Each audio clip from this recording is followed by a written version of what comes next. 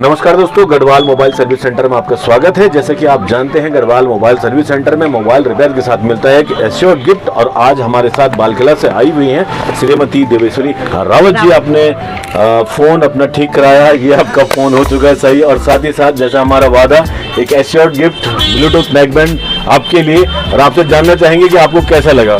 बहुत ही अच्छा लगा। अगर मेरा फोन दोबारा खराब हो गया तो मैं यहीं आऊंगी और अगल बगल वालों को भी बोलूंगी वहीं जाना करके।